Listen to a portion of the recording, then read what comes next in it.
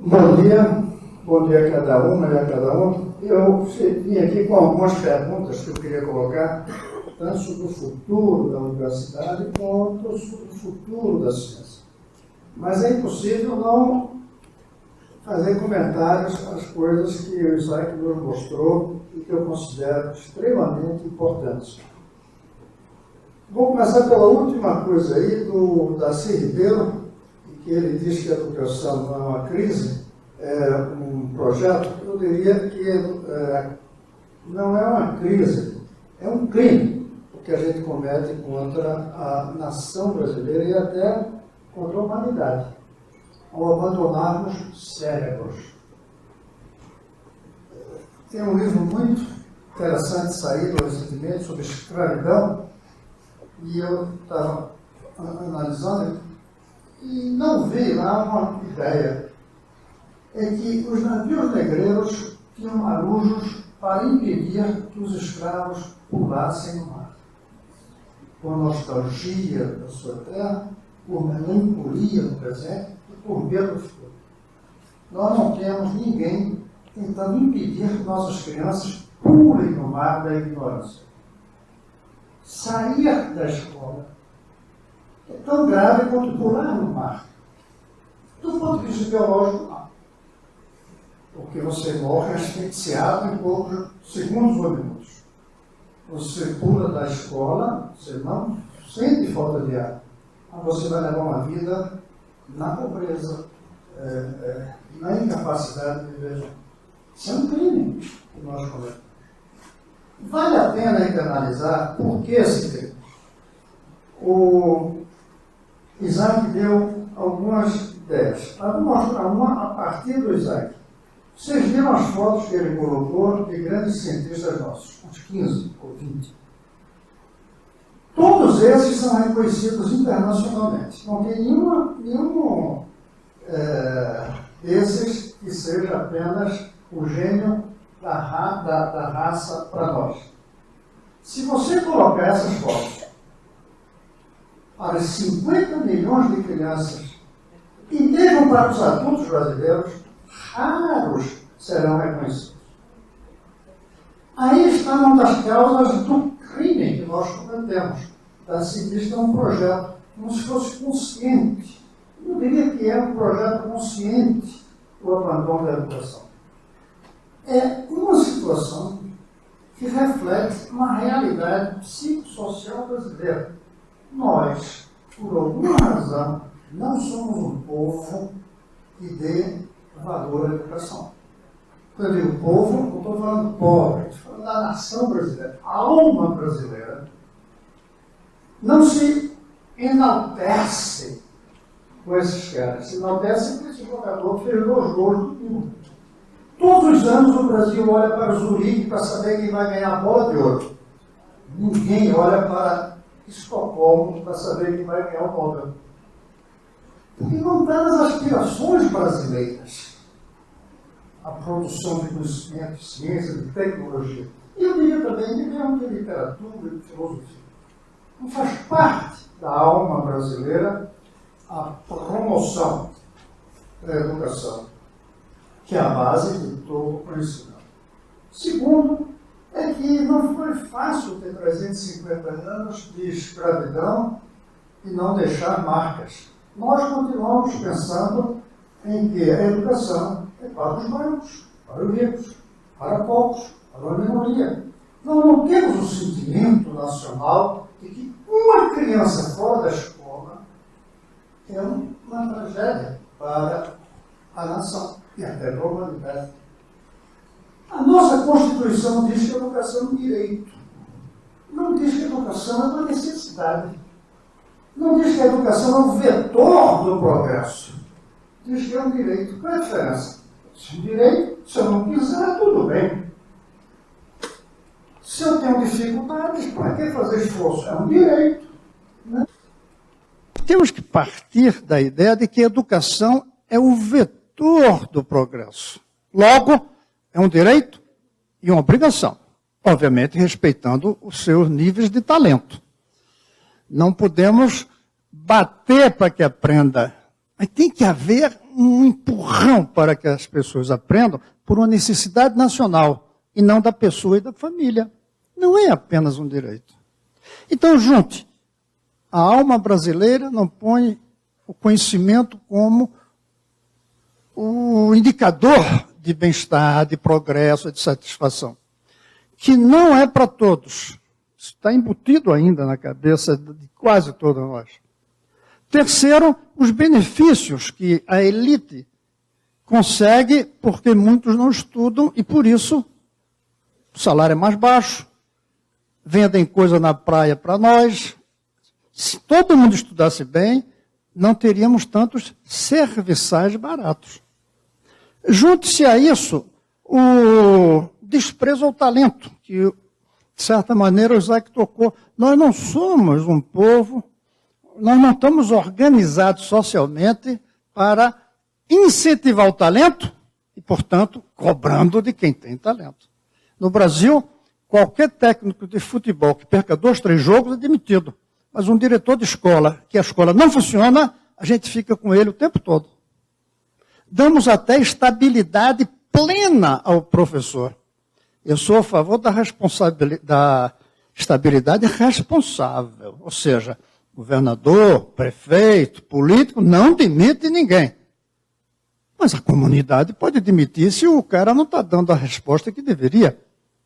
Nós não cobramos, logo nós respeitamos o talento. Outro problema também que impede a educação brasileira de dar o salto.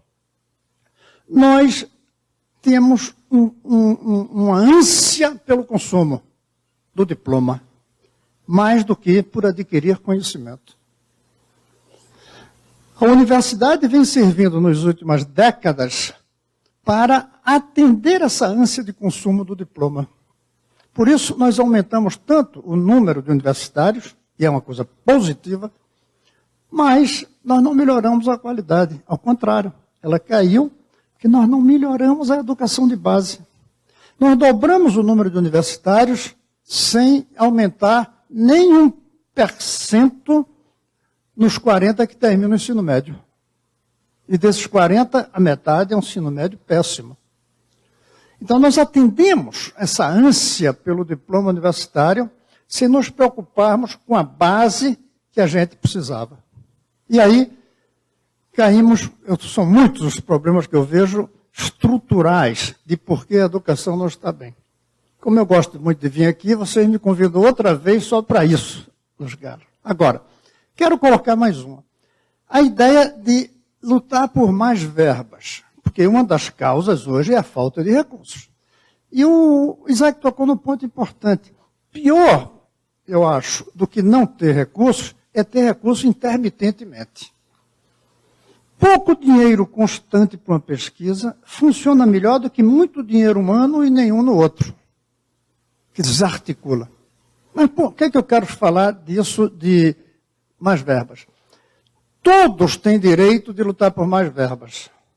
Ponto. Mas a universidade não. Ela tem a obrigação de lutar por mais verbas, dizendo de onde é que deve sair mais verbas. Porque há uma crise fiscal.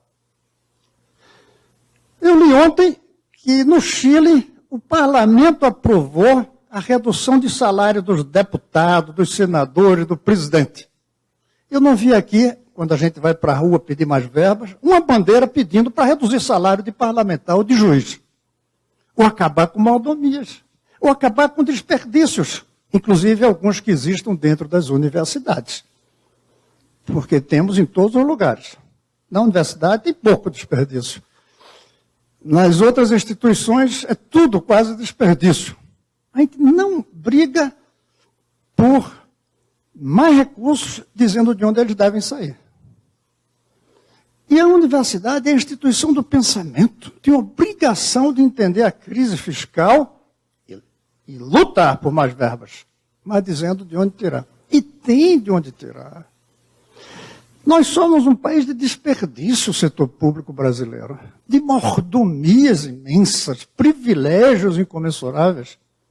Eu fiquei muito motivado quando eu vi o Chile. Vocês sabiam disso? O Chile decidiu ontem. O parlamento votou reduzir salário dos parlamentares, dos ministros, do presidente da República. Só faltou dizer que esse dinheiro vai para a educação. Isso eu não sei para onde vai. Pois bem, nós temos hoje uma crise muito séria como nação. E aí eu creio, eu entro mais no que eu quero falar, embora um ponto importante, ainda das últimas colocações do Isaac, a formação científica na escola. É aí que a gente começa a fazer cientista. Ninguém começa um cientista já na pós-graduação. A gente começa lá embaixo. Mas como fazer formação científica na escola se nós não temos escola? Das 200 mil que nós temos, não dá para dizer que 10 mil são escolas de verdade para o mundo de hoje. Na qualidade do professor, na dedicação do professor, na formação do professor, na avaliação do professor. Na qualidade da edificação, tem a ver. Voltando àquilo que eu comecei do navio negreiros. As escolas hoje são navios negreiros, do ponto de vista de inóspitas. E também do ponto de vista que o futuro que acena não é muito bonito. Obviamente não é tão grave quanto ser escravo, nem é tão grave quanto a situação do navio negreiros. Mas não é o edifício mais bonito de uma cidade a escola. Deveria ser. Deveria ser o mais bonito. Não faz mal que seja ruim, desde que os outros sejam piores. É outra coisa também que a gente tem que entender no caso de salários. O grave não é que o salário do professor é baixo, o grave é que tem outros que ganham mais do que ele. Porque a gente vive numa sociedade relativa. O ruim é quando a gente compara o salário do professor com o salário de outras profissões. Se fossem baixos, iguais, aí a gente pelo menos recebia pela vocação. Mas quem é que vai atender a vocação se o menino pede uma coisa e ele não tem o salário para levar? Então, a iniciação é fundamental, mas a gente precisa de ter escolas. E aí, no fim, eu quero discutir o que faríamos, deveríamos fazer no Brasil. Mas vamos agora entrar na ideia do futuro. Eu tenho a impressão que para pensarmos o futuro, não basta só o imediato. Porque o imediato, eu não sou otimista, nem com o atual governo, nem com o próximo. Supondo que o próximo é o contrário do atual. Mesmo assim, eu não sou otimista. Por quê? Porque a gente precisa entender que houve um esgotamento de um modelo.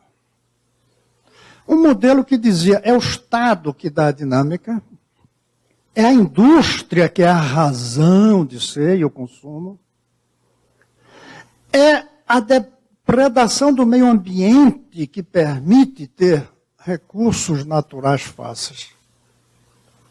E é a concentração de renda que permite dar a demanda. Essa é a verdade no Brasil. Nós concentramos a renda, não foi só por uma certa perversão e maldade que vem da escravidão. E também porque para vender carro, num país que a renda per capita é baixa, tinha que concentrar em alguns.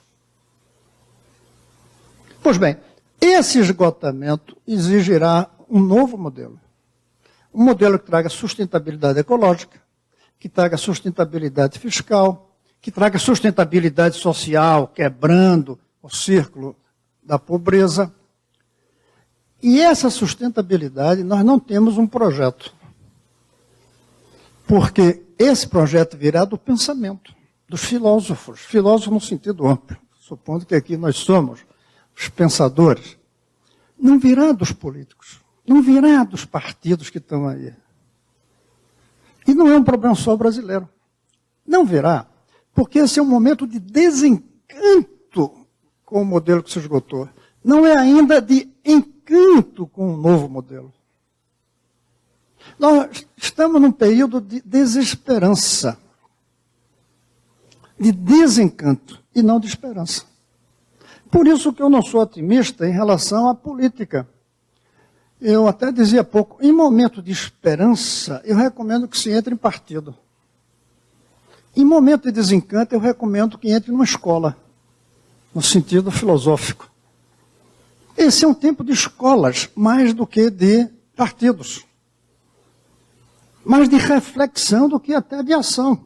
Obviamente, a gente não pode ignorar a ação do dia a dia, porque a gente tem que sobreviver. Mas aqui um detalhe. Quando uma pessoa está se afogando, ela tem direito de só pensar na sobrevivência. Nada mais. Nem na família. Mas uma instituição, se está se afogando, ela tem a obrigação de pensar depois de se salvar. Aquela charge, todas são muito boas. Aliás, eu queria recomendar a gente fazer uma exposição dessas charges. Vou escolher um lugar para a gente fazer uma exposição. Mas tem uma daquele pessoal se afogando, né? O SOS no quadro negro. A escola, a universidade tem que não apenas querer sobreviver, mas tem que saber o que fazer depois de sobreviver. E aí a gente tem que pensar o futuro. E nós nos esgotamos também. Nós, universidade. Não é só o modelo civilizatório do consumismo, do crescimento econômico, da depredação ecológica, da concentração de renda. Estou insistindo outra vez isso. Não foi apenas esse modelo que se esgotou. Nós nos esgotamos também como modelo de geração de conhecimento.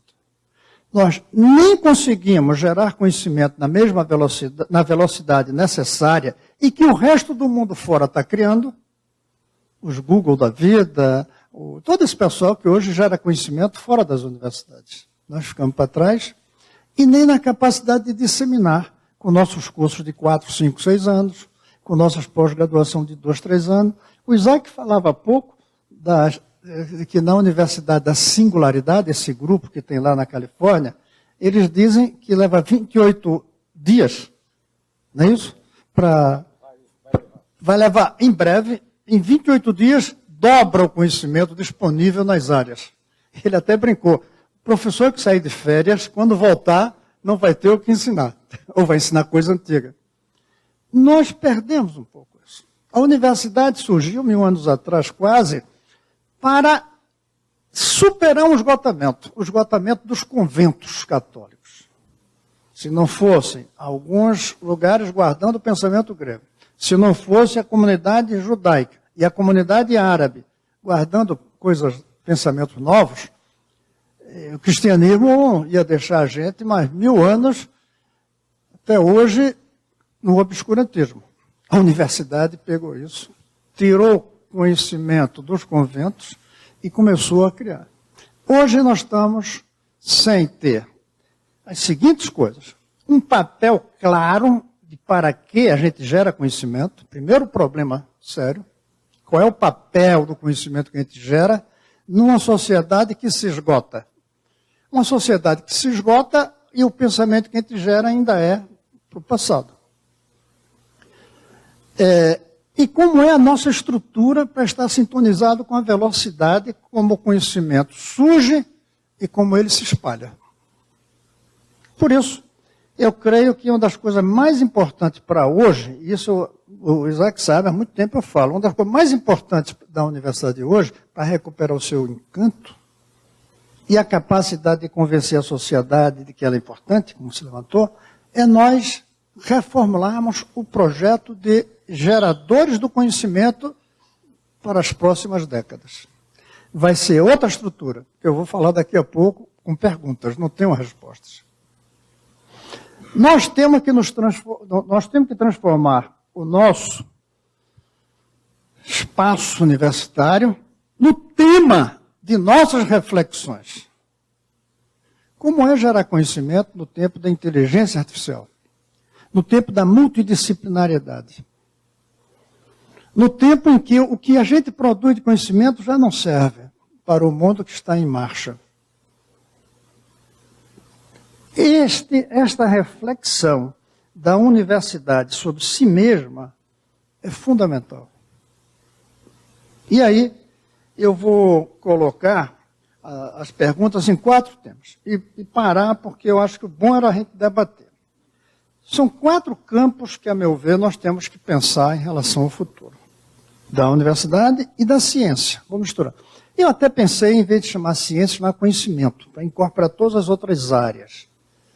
Então, o conhecimento e a universidade. O conhecimento como propósito e a universidade como o meio. Primeiro é o espaço. Qual vai ser o espaço onde será feito o conhecimento? não vai ser mais só na universidade, a gente tem que entender isso. E, portanto, nós temos que entrar nos outros espaços e não criar um muro dizendo que eles não entram aqui e dizendo que só vale o conhecimento legitimado pelo diploma universitário. Não vão mais ligar para os nossos diplomas dentro de alguns anos mais. Até porque, quando o menino se forma, já está meio superado o que ele aprendeu. Ele vai ter que ficar aprendendo online. Então, o espaço do conhecimento, o espaço da geração, não vai ser mais só dentro do campus. O campus não vai ter mais muros. Muros que eu falo não físico. Muro no sentido de onde você está vai aprender. O ensino à distância vai dominar. E não temos que ter medo disso, como alguns atores de teatro tinham medo do cinema. Se não fosse o cinema, só quem morasse na cidade do ator é que ia vê-lo fazendo a performance. Foi graças ao cinema que a gente viu Carlito, sem morar lá. É graças ao ensino à distância que o Jatene chegou a dar aula, acho que no Acre, pela ensino à distância. Então, o espaço onde o conhecimento vai ser feito não é mais um monopólio das universidades.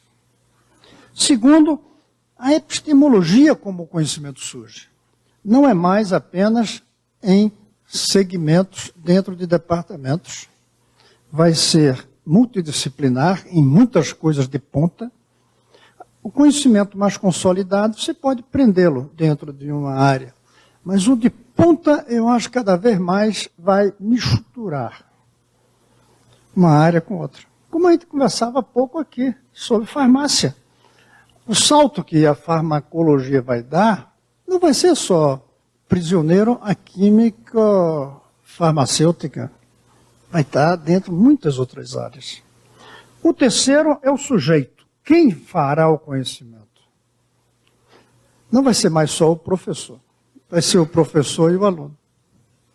Vai ser o professor e a mídia. E o aluno. O conhecimento vai ser gerado por pessoas muito mais variadas do que professor, em lugares muito mais variados que a universidade, e em processo epistemológico muito diferente da transmissão baseado na lógica apenas. Vai ter que trazer espiritualidade para dentro da universidade. E quando eu falo espiritualidade, não falo religião. Mas dimensões outras de você perceber o que existe e explicar o que existe. E, finalmente, o quarto, no debate, vamos ver se surgem outros campos de preocupação, além do espacial epistemológico do sujeito. O quarto é o temático. Quais serão os temas fundamentais da criação de pensamento no futuro? Eu creio que a gente pode pensar alguns. A gente pode pensar, por exemplo, que faz parte das preocupações do futuro entendermos qual é a natureza humana, qual é a condição humana, para que é que a gente está aqui, o que é que a gente propõe para dizer que somos uma sociedade realizada. O PIB não basta, Produto Interno Bruto. Aumentar o consumo não basta. E essa é uma das melhores provas que a gente tem hoje do desencanto, sem esperança. Se você olhar, tem dois temas que estão levando o povo à rua, no mundo inteiro.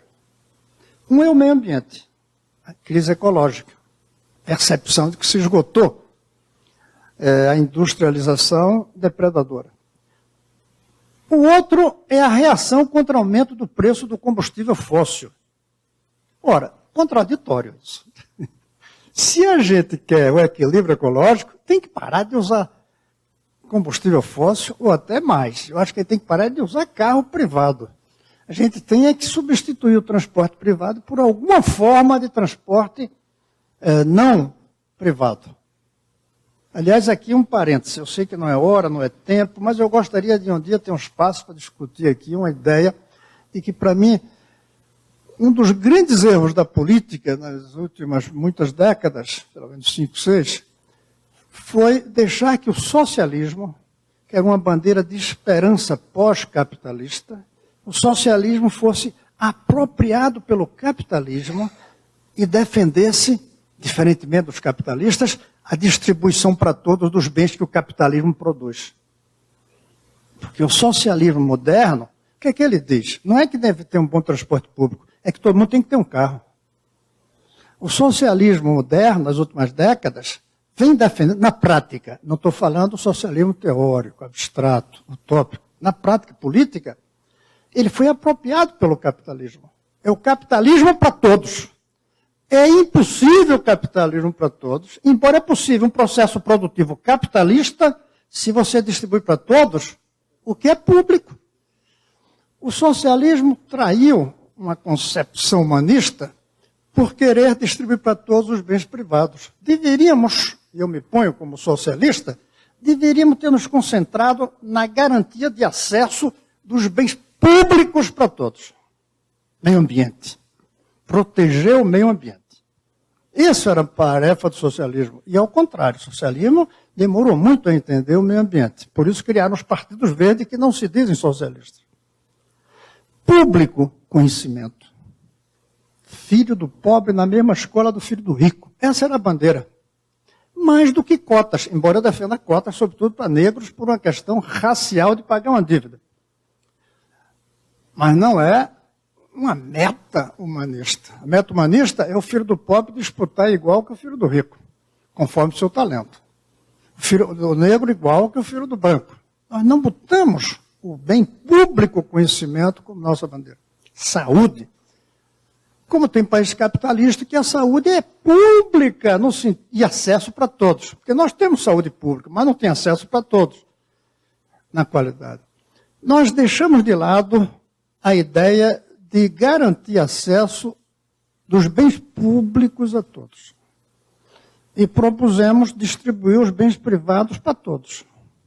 Porque é impossível, sem quebrar a equilíbrio ecológico e também sem desrespeitar a aritmética. Porque o problema do automóvel não é só o combustível, é que não cabe na geografia carro para todo mundo. Eu não entendo onde é que, quando a gente via para cá, o estacionamento dos carros ali, onde é que esse pessoal ia, nem ver onde eles vão. Pois bem, no temático, eu quero insistir. O cérebro, isso é um tema fundamental. A aprendizagem. Como é que se aprende? A gente tem que desenvolver esse conhecimento. Mas não é só no uso da televisão, no uso do computador, e até mesmo na ciência, biotecnologia, de colocar enxertos no cérebro para que a pessoa, em vez de fazer um curso de 2 anos de língua, entre numa sala de operação e saia falando hebraico. Quem garante que não vai ter isso? E se tiver, a gente deve aceitar ou não? Aí é um outro tema que eu vou colocar também, que a gente precisa trabalhar.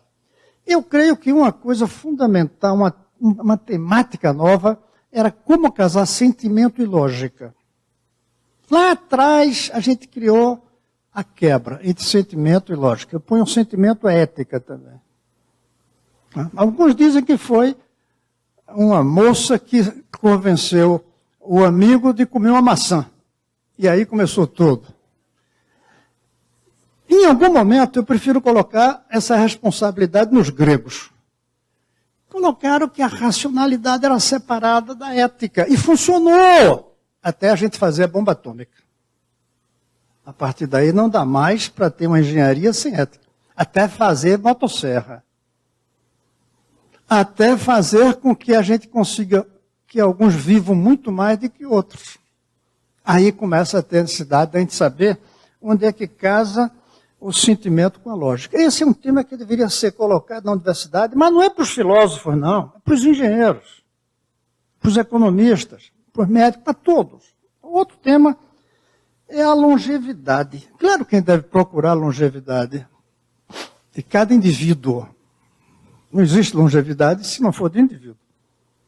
Agora, a gente tem que refletir também sobre as consequências da longevidade. As consequências morais, as consequências psicológicas. Temos que continuar radicalizando, a meu ver, no uso da inteligência artificial. Ela é algo que ninguém barra e é boa. Mas temos que saber como é que a gente vai fazer para que as pessoas sobrevivam sem emprego. Eu nem disse mais como garantir emprego. Eu acho que isso é uma coisa do passado. A gente tem que começar a trabalhar como é que sobrevive feliz sem emprego.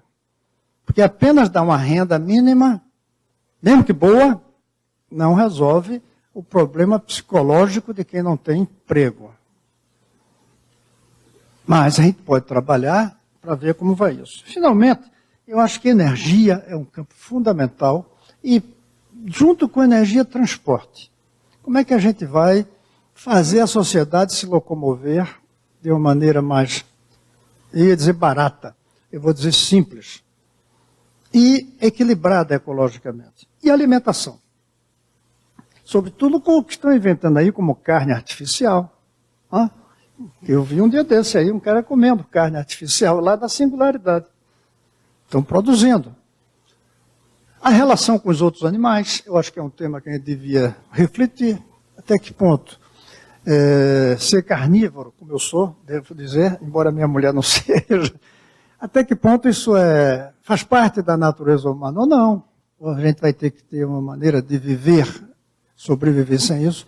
Então, esses são as quatro preocupações que eu pensei. O espaço, onde se faz o conhecimento, o tema do conhecimento do futuro, o sujeito, quem faz o conhecimento do futuro, e o outro foi o epistemológico, o processo de gerar o conhecimento.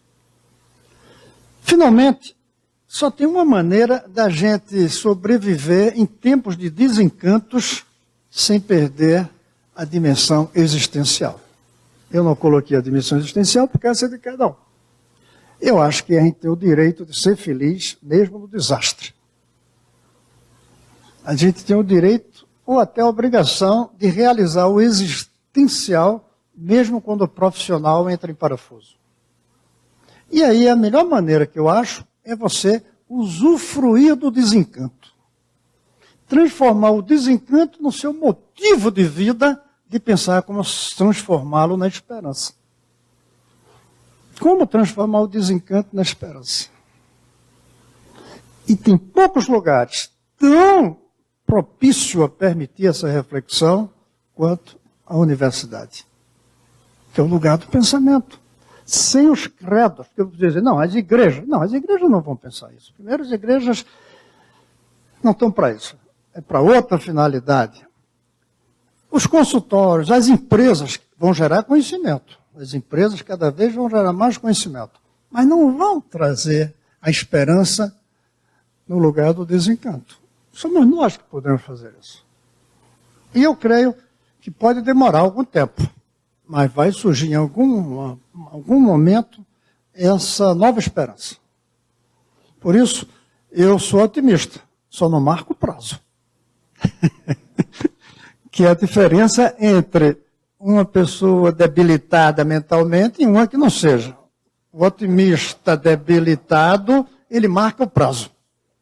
Ou pensa que não é debilitado, diz eu sou otimista, mas não marca o prazo. Não marca o prazo, mas acho que vai surgir dentro da universidade. A não ser que nós demoremos tanto, que aí já não faremos falta como instituição. Como os conventos não fizeram falta num projeto civilizatório. Os conventos são importantes para quem quer ser monge, tudo bem. Mas para o projeto civilizatório, as universidades substituíram os conventos e muito bem. Se nós não formos capazes de sermos o locus, o motor da transformação do desencanto na esperança, nós vamos perder a razão de ser. E outros ocuparão o nosso espaço e farão esse trabalho. Eu ainda tenho esperança, não sei se no meu horizonte de vida, que não é tão longo mais.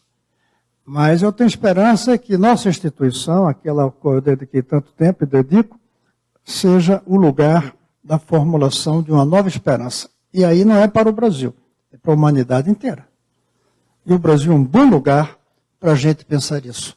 Porque é um dos países onde há mais desencanto, porque os países pobres africanos, eles nem percebem o desencanto. Eles estão na pura e simples sobrevivência. E as Europas por aí, o desencanto não é tão grande porque eles têm como sobreviver. Aqui nós temos o desencanto e temos uma massa crítica, graças inclusive ao que o Isaac colocou e aquelas figuras que nos antecederam. Então vamos aproveitar desse momento e dar uma razão a mais para a universidade. Sem esquecer que tem que lutar no dia a dia por mais verbas. Mas sem esquecer que é uma crise fiscal que a gente tem que dizer de onde essa verba sai. E comprar briga com os outros. Coisas que nós perdemos a perspectiva, porque como funciona muito corporativamente, aliado às outras corporações, a gente não está disposto a pedir que aumente o salário nosso, reduzindo dos funcionários do judiciário. Mas talvez a gente tenha que fazer isso. Pelo menos dos que estão lá em cima do teto, e dos parlamentares, e dos desperdícios. Vamos lutar no dia a dia pela sobrevivência. Mas para justificar a sobrevivência, vamos ser o vetor de ciência, conhecimento radical, capaz, tão radical, de trazer esperança para essa tragédia do desencanto que nós vivemos. Eu fico muito contente de ter estado com vocês, porque hoje não é fácil falar essas coisas. O dia a dia não permite as pessoas ouvirem isso sem ficarem com asco, com raiva. E aqui eu tenho certeza que vamos ter críticas na hora das perguntas, mas eu acho que é o espaço onde dá para debater tudo isso. Então, muito obrigado por terem me convidado.